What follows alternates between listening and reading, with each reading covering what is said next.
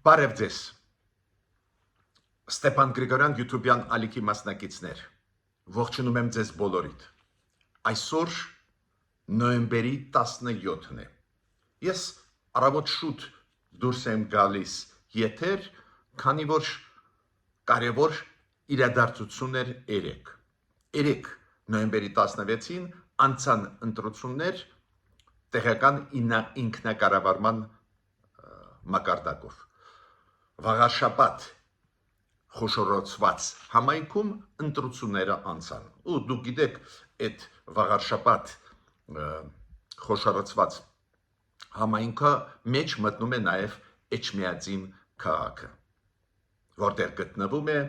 մեր գլխավոր եկեղեցին, Սուրբ Մայր Աթոր եկեղեցին։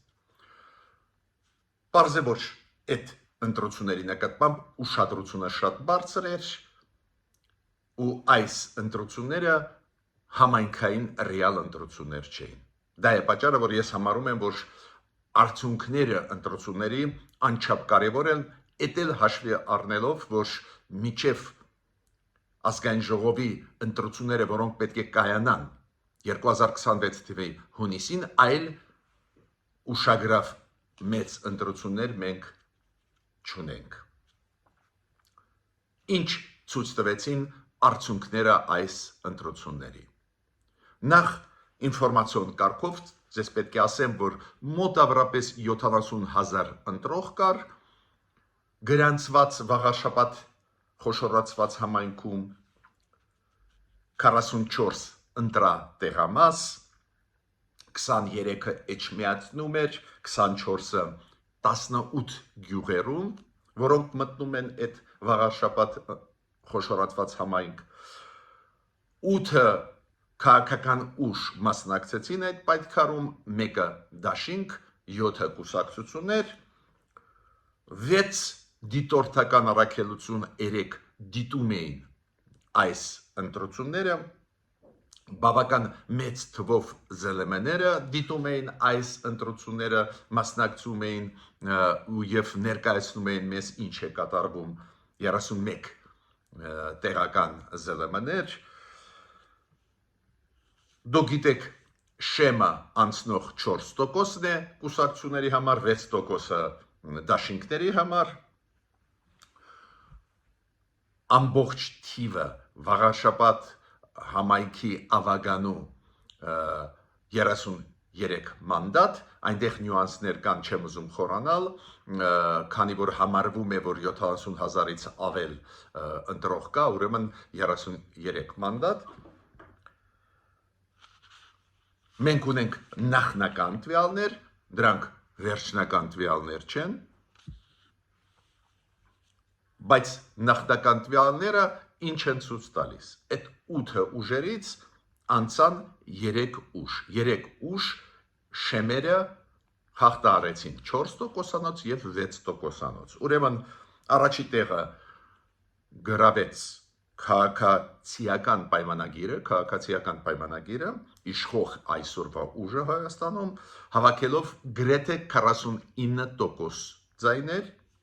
վաղաշաբաթցիների, երկրորդ տեղը գրավեց հաղթանակ դաշինքը, մոտավորապես 32%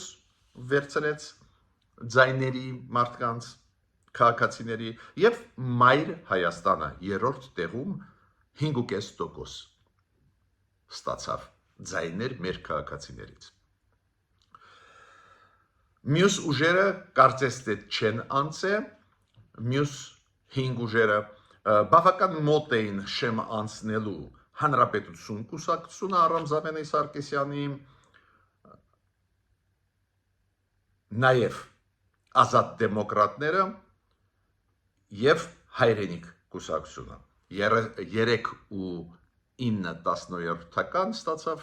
Հանրապետություն կուսակցությունը, մյուս երկուսը 3% և 0.8%։ Բավական մոտ էին անցնելու այդ շեմը, բայց նորից կուշացնում եմ, դա վերջնական տվյալներ չեն, հետո գնում են ճշտկրտումներ, դուք գիտեք, կենտրոնական ընտրական հանձնաժողովը նաև բողոքներ է ուսումնասիրում, ճշտում է ցուցակները, ճշտում է մասնակցած թիվը, մասնակցած ընտրություններին մարդկանց, դա շատ կարևոր է, դա այդ տոկոսները կարող է չինչին ձևով, բայց փոխի ու վերջնական արդյունքները կհրապարակվեն, ինչքան ես հիշում եմ, օրենքի համաձայն 48 ժամ հետո, ու վերջնական պատկերը մենք կունենանք։ Պետք է ասեմ, որ բավական ակտիվ էր մասնակցությունը մարդկանց այս ընտրությունների,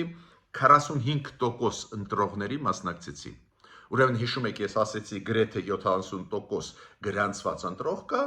վաղար շաբաթ խոշորացված համայնքում մասնակցել են ընտրությունների 31500 մոտավորապես 31500 ընտրող, դա 45% է, տեղական ինքնակառավարման մարմինների ընտրությունների համար բավական լավ տոկոս է։ Հիմա 3 դիտորդական առաքելությունները ֆիքսում էին տարբեր խախտումներ, մեծ մասը տեխնիկական բնույթ կրող, նաև այդ թվում օրինակ 2 տեղամասերում 20 րոպեով անջատվեց լույսը, չգիտեմ, այս բողոքները տեխնիկական առաջերտին կարող են բողոքարկվել ինչ որ ուժերի կողմից ու լուրջ ընկալվել որպես բողոքներ, որոնք լուրջ են ու ազդեցին արդյունքների վրա, չեմ կարծում, բայց ցանկացած դեպքում սպասենք այս 2 օրը, նայենք բողոքներ կլինեն այս կամ այն քաղաքական ուժերից։ Օրենքը դա նախատեսում է այդ իրավունքը քաղաքական ուժերի մոտ կա, նայենք, բայց նախնական տվյալները ես ասեցի 3 ուժեր անցան, քաղ պայմանագիրը, Նիկոլ Փաշինյանի կուսակցությունը, հաղթանակ դաշինքը, որտեղ որ մտնում են դրա մեջ, գիտեք, դաշնակցությունը եւ էլի ուժեր, էլի մի քաղաքական ուժ եւ Մայր Հայաստանը։ Հիմա վերլուծենք, ինչ կատարվեց վաղար շաբաթ համայնքում։ Վաղար շաբաթ համայնքում պնդում եմ, այդ ընտրությունները ավելի շատ մեծ լայն կոնտեքստով էին, այլ ոչ թե տեղական ինքնակառավարման ընտրություններ։ Օրինակ ես նկատեցի, որ մեծ հաշվով քաղաքացիներին այդ կամ էլ հետաքրքիր չէին ծրագրերը, կուսակցությունների կապված նրա հետ ոնց են իրանք զարգացնելու համայնքը, ինչ են անելու, մանկապարտեզ են կառուցելու, թե ինչ, ինչքան մարդիկ մոտենում էին լայն կոնտեքստով, միգուցե դա հենց ճիշտ է։ Մարդիկ հասկանում են, որ գնում է պարիկար Նիկոլ Փաշինյանի եւ պրոռուսական ուժերի միջև։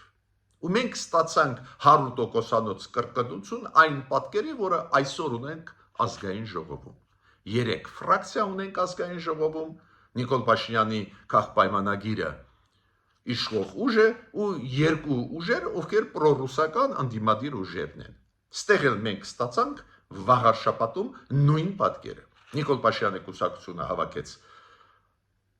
49% ձայներ, մյուս 2 ուժերը հաղթանակ դաշինքը եւ Մայր Հայաստանը հավաքեցին միասին ավելի պակաս, քան թե պարզ է 50% ավելի պակաս հավաքեցին, բայց գլխավոր 2 ընդդիմադիր ուժը, որոնք կան այս համայնքում, նորից պրոռուսական ուժեր են կապված նախկին իշխանությունների հետ։ Պատկերը գրեթե կրկնվեց այն պատկերի, որը մենք ունենք Հայաստանում։ Համոզված եմ, որ դուք հիմա ասում եք ոնց, դուք ասում եք, որ քաղաքապայմանագիրը հավաքեց 49%, то есть 50% պակաս, այդ ոնց իրանք ունեն ավելի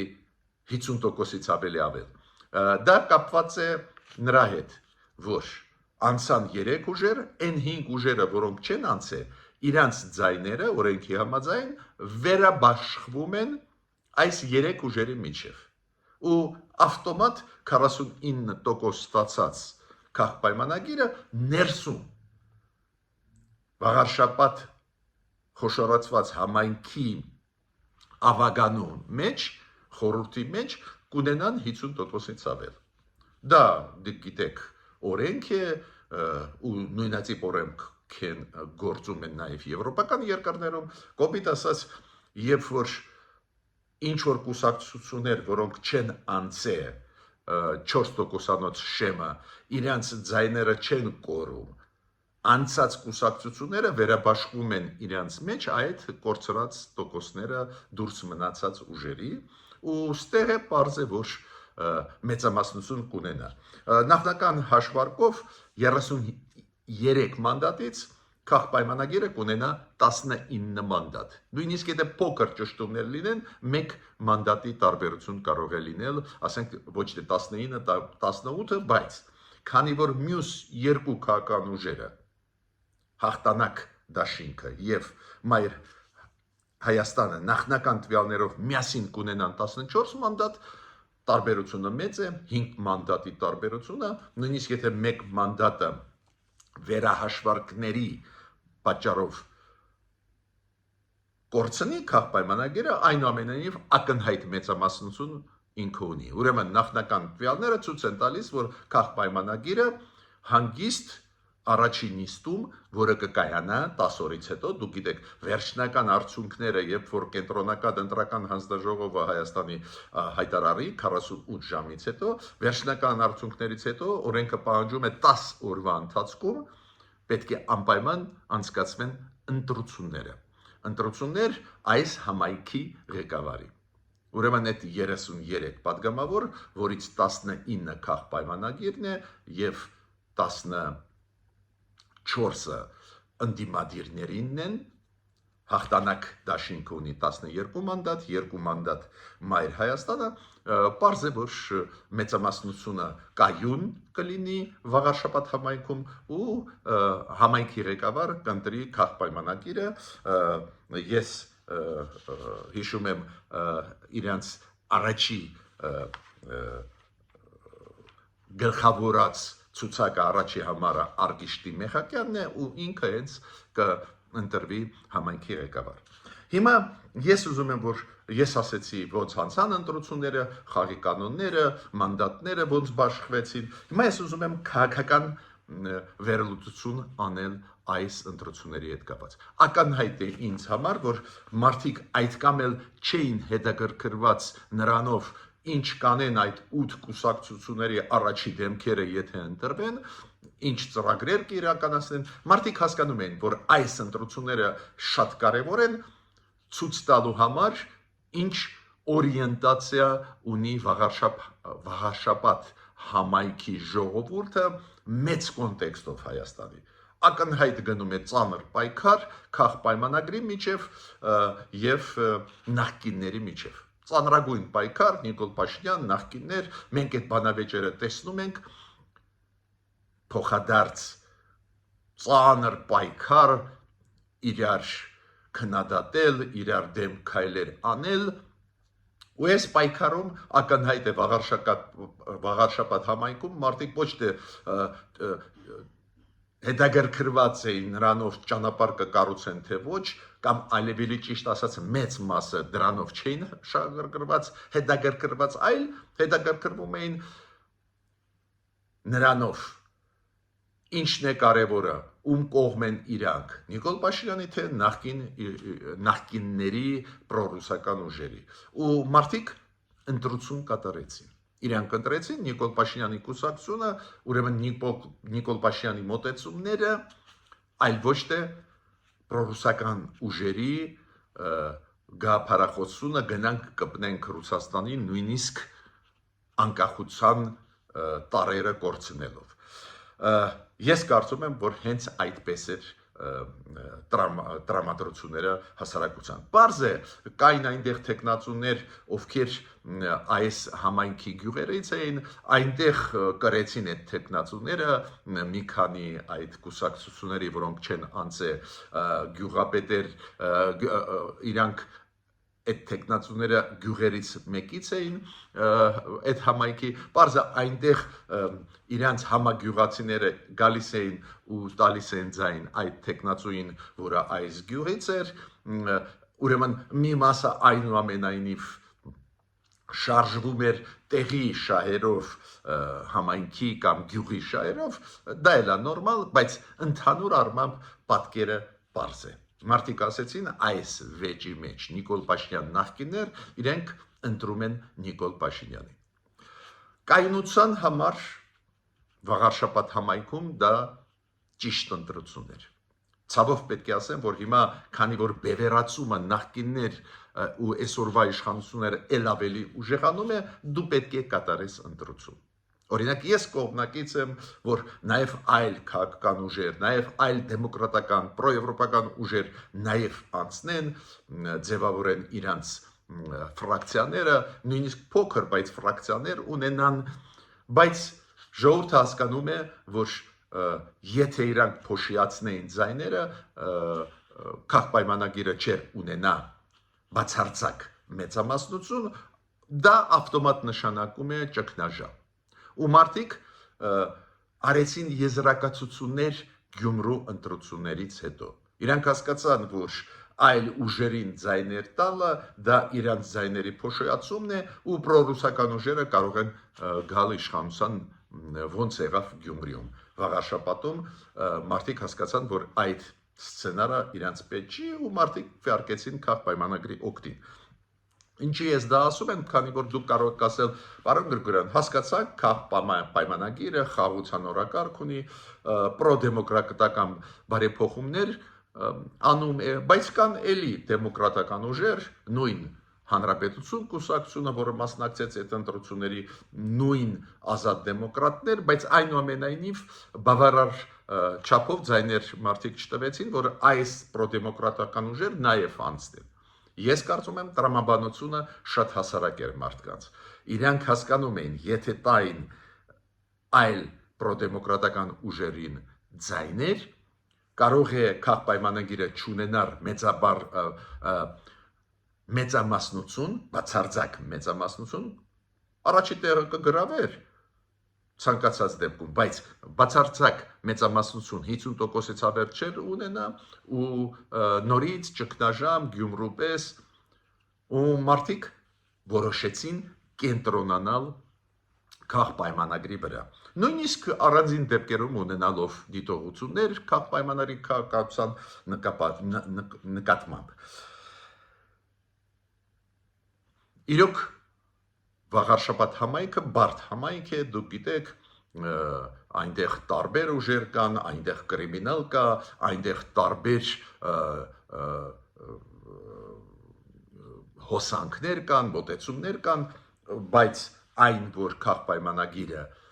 բացարձակ մեծամասնություն ստացավ, դա կայունություն կմտցնի այդ համայնքում, ու երբ որ ասում են բացարձակ մեծամասնություն, համոզված եմ, որ նորից ձեզ մոտ ծագում է հարց,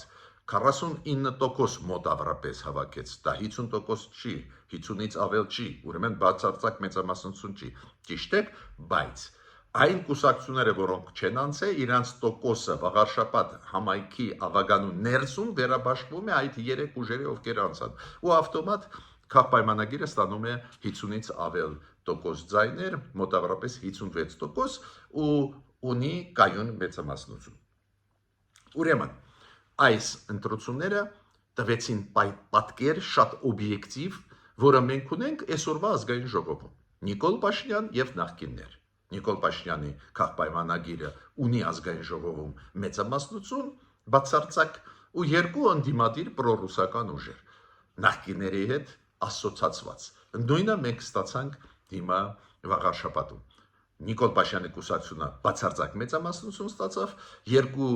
մյուս ուժերը ակնհայտ պրոռուսական ուժեր են, նախկինների հետ կապ ունեցող ակնհայտ։ Բայց գլխավորը, որ պրոռուսական ուժեր են, այս գլխավոր իմ ասածն է։ Ուրեմն, մեր ժողովուրդը ցույց տվեց, որ իմաստուն գրագետ ժողովուրդ է։ Ես օրինակ ուրախ կլինեի, եթե 5-6 ֆրակցիա լիներ վաղարշաբաթ համայնքում, էլի 2-3 ուժեր մտնեին, դա ժողովրդավարության զարգացման համար շատ օգտակար կլիներ, բայց մարդիկ իմաստուն են ինչ առումով, իրանք հասկանում են, որ պետք է կայունություն լինի, եթե իրանք չտան պատշաճ ձայներ քաղաքապայմանագրի, անկայուն կլինի, անկայուն վիճակ կլինի ու մենք դժբախտաբար այս երկընտրանքի մեջ ենք ու մարդիկ նորից ընտրեցին Նիկոլ Փաշինյանի կուսակցությունը, տվեցին ձայներ, որ կայունությունը ապահովվի։ Սա է արդյունքները վաղար շաբաթ համայնքի ընտրությունների, համարում եմ, որ շատ կարևոր արդյունքներ են, ցույց են տալիս, որ պրոռուսական ուժերի դիրքերը թուլանում են, նույնիսկ այս ծանր փորձություններից անցնելով վերջի 5 տարվա այնուամենայնիվ մարդիկ տալիս են Նիկոլ Փաշինյանին եւ իր ուժին մեծամասնությունը ձայների, հավատալով, որ ինքը խաղաղություն է բերում, հավատալով շատ ու շատ իր ծրագրերին, այսը գլխավոր ուղղությունն է։ Ու պարզ է, որ այս ընտրություններից հետո Նիկոլ Փաշինյանը ել ավելի համարձակ կանի իր քայլերը կապված Գարեգին II կաթողիկոսի հետ։ Այս հաղթանակը ցույց է տալիս, որ հասարակությունը իր ծրագրերը հավանում է, նաև իր քայլերը կապված եկեղեցու հետ, քանի որ մեծ գաղտնիք չի, վաղար շաբաթ համայնքի կենտրոնը Էջմիածին քաղաքը, հենց Մայր Աթոր Սուրբ Մայր Աթոր Էջմիածնու քաղաքն է, ուրեմն ստեղել Նիկոլ Փաշինյանը մանդատ ստացավ ավելի համարձակ գործել։ Ես ավարտեցի իմ ելույթը, խնդրում եմ բաժանորդագրվել, կիսվել, լայքել, մտա ես այսօր եթեր մեկ գլխավոր նպատակով ձեր ուշադրությունը դարձնել այս ընտրությունների որակի վրա եւ արդյունքների վրա եւ նրա վրա, որ մարդիկ այդքան էլ չէին խորանում այս 8 քաղաքական ուժերի տեղական ինքնակառավարման հարցերի հետ կապված ծրագրերի, այլ ավելի շատ նայում են այս ընտրությունների համապետական կոնտեքստով։ Մինչ նոր հանդիպումներ։